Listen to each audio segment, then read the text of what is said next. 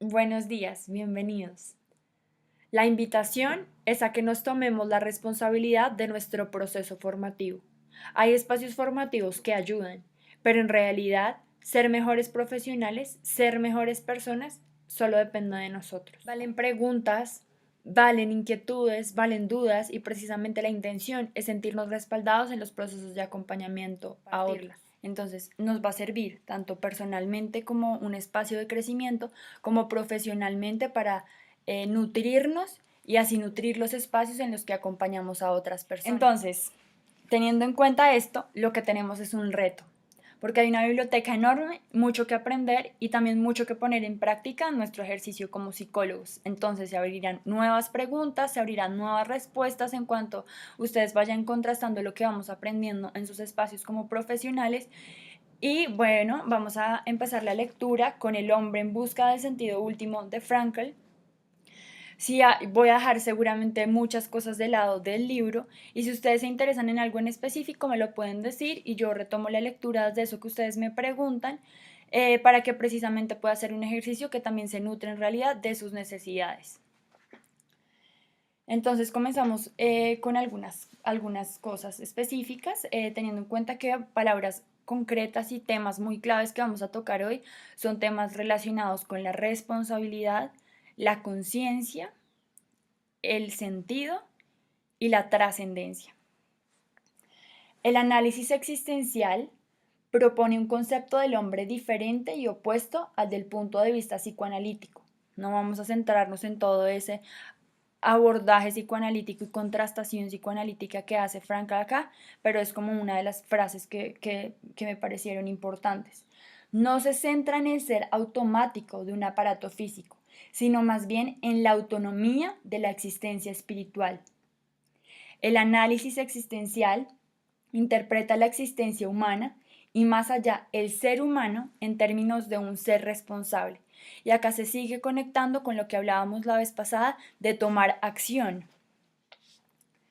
Al optar por ese vivir en acción, estamos también respondiendo en el aquí y ahora. En nuestra respuesta siempre está implicada la concreción de la persona, así como la concreción de la situación en que esta persona está envuelta. Así pues, nuestra responsabilidad es siempre una responsabilidad ad personam, ad situationem. Y aquí se conecta precisamente con lo que Heidegger habla de ser en el mundo. Y vemos precisamente el vínculo que se da entre estos filósofos existencialistas europeos y su diálogo con los psicólogos humanistas norteamericanos y precisamente cómo en esa conversación los temas casi de filósofos antiguos también empiezan a tejerse en la psicología de después, precisamente en ese vínculo con el ser en el mundo, con el ser en situación, con ver en qué país estamos, dónde nacimos, qué posibilidades tengo para dar de acuerdo a las necesidades que afuera también que necesitan de mí, ¿no? Como qué necesita el mundo de mí y cómo puedo darme, que ahorita lo vamos a retomar con la trascendencia. Dice, en el análisis existencial o en la logoterapia, de lo que toma conciencia el hombre es de lo espiritual o existencial, ya que solo desde el punto de vista de la espiritualidad o existencialidad del hombre se hace posible descubrir al ser humano, describir al ser humano en términos de ser responsable. Así, lo que emerge a la conciencia en el análisis existencial no es una pulsión o instinto, así como tampoco pulsiones del ego o del ello, sino el sí mismo. No es que el ego tome conciencia del ello, sino más bien el sí mismo tomando conciencia de sí mismo. Acá llegamos a una parte muy bella y es la conciencia de sí mismo. La conciencia de sí mismo permite a la persona conectarse con la trascendencia. ¿Por qué?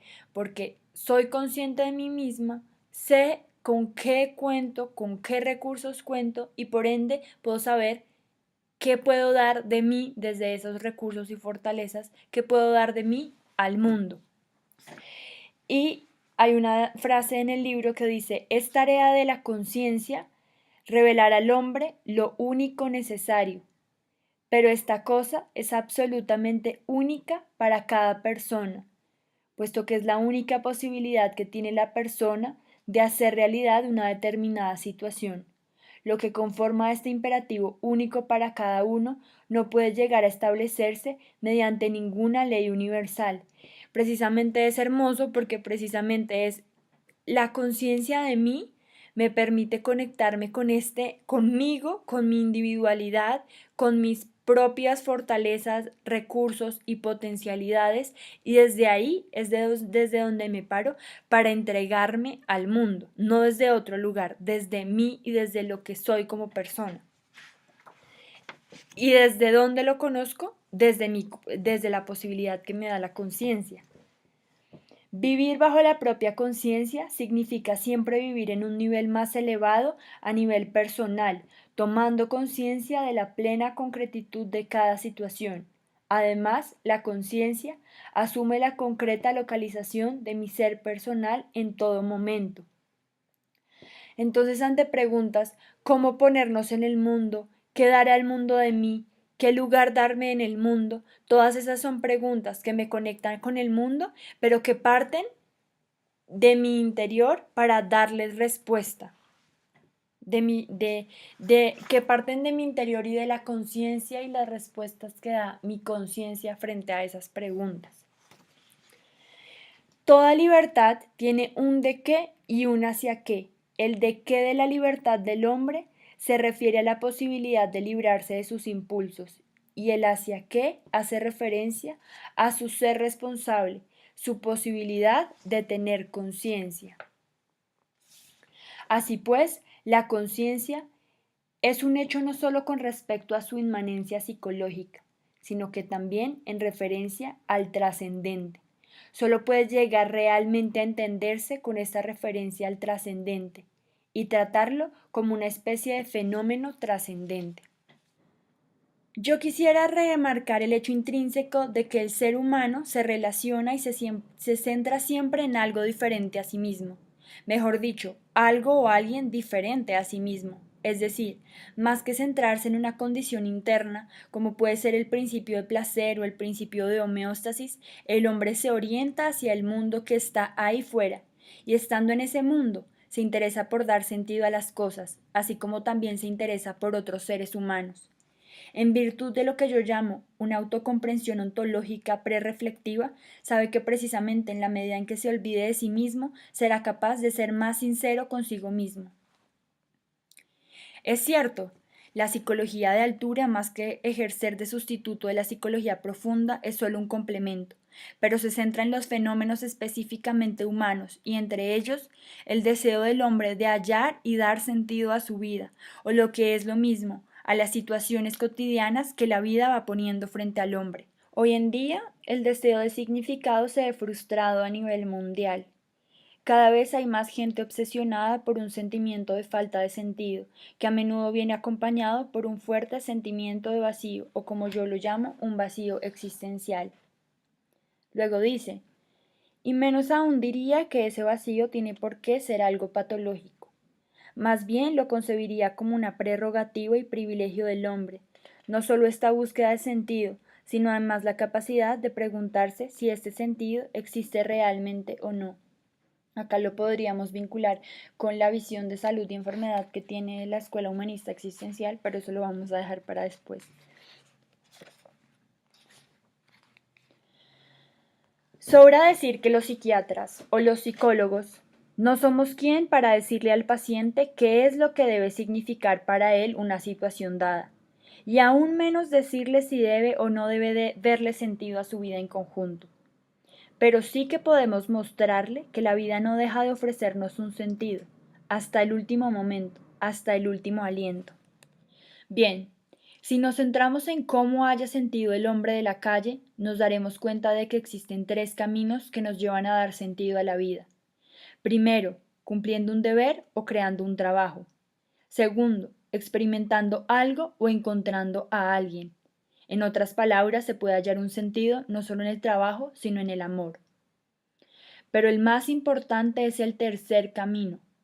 Cuando nos enfrentamos a un destino que no podemos cambiar, estamos llamados a dar lo mejor de nosotros mismos, elevándonos por encima de nosotros mismos y creciendo más allá de nosotros mismos, en una palabra, a través de la transformación de nosotros mismos. Eso es todo por hoy. Quiero leerles unas líneas de la parte trasera del libro para que se den cuenta cuánto se queda por fuera y se interesen en leerlo.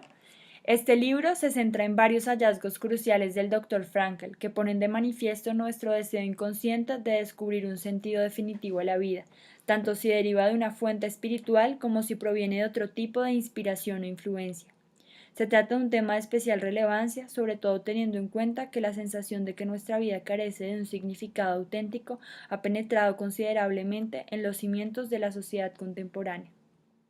La invitación es a seguir estando pendientes de este espacio, continuaremos con otros autores, con otros libros y acuérdense que el espacio de diálogo está abierto para ustedes y ustedes son los que lo nutren. Chao.